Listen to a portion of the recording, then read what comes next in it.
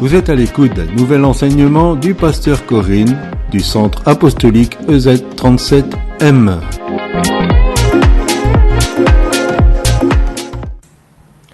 Je vous posais hier la question de comment voyez-vous votre Père Céleste ?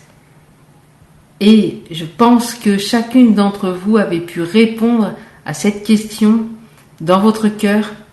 Et peut-être vous avez compris que l'image que vous aviez de votre Père Céleste était complètement déformée, tronquée par tout ce que vous avez vécu avec votre Père terrestre, avec votre Père biologique ou adoptif.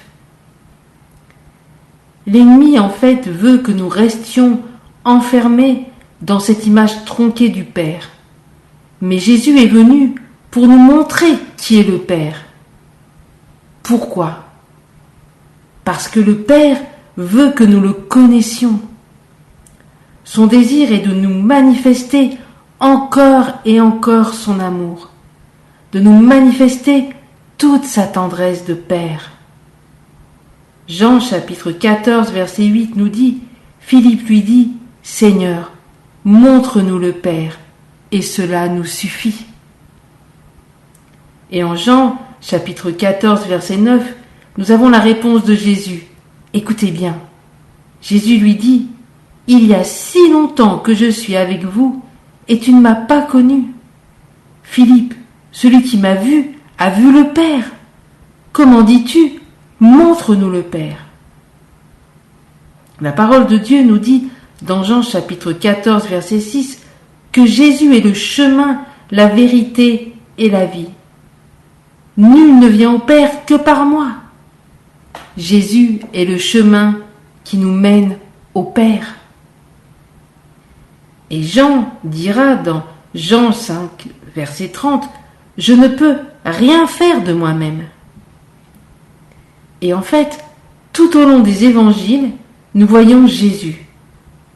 Et ainsi, tout au long de l'évangile, nous voyons le Père. Il nous est dit dans la parole que Jésus faisait ce qu'il voyait faire du Père. Donc, quand Jésus agit, fait quelque chose, le Père l'a fait.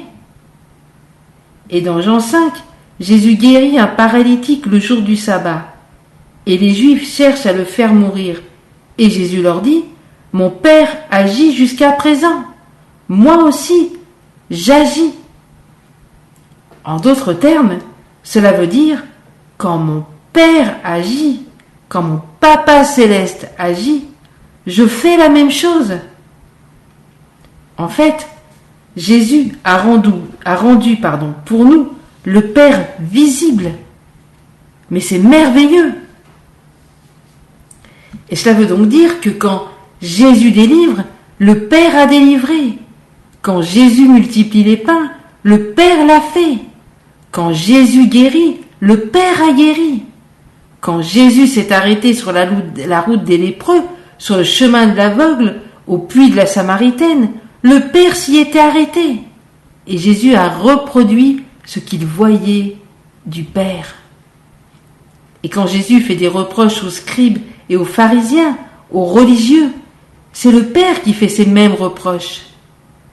Quand Jésus s'est arrêté sur ta route, le Père s'y était arrêté. Jésus est donc venu sur cette terre pour nous révéler qui est le Père. Et dans Jean, chapitre 1, verset 18, il nous est dit « Personne n'a jamais vu Dieu. Dieu, le Fils unique, qui est dans l'intimité du Père, est celui qui l'a fait connaître. » Romains, chapitre 8, verset 15 nous dit « Et vous n'avez point reçu un esprit de servitude pour être encore dans la crainte, mais vous avez reçu un esprit d'adoption, par lequel nous crions « Abba, Père !» Un esprit d'adoption. Vous êtes adoptés. Vous êtes adoptés, mesdames. Et par cet esprit d'adoption, vous criez « Abba, Père !» Abba, Père. Oui, chacune d'entre nous, nous avons été adoptés par le Père. Mais que veut dire être adopté par le Père? Je vous écoute. Allez les sœurs, l'armée de Dieu est en marche et vous en faites partie. J'attends la réponse à ma question.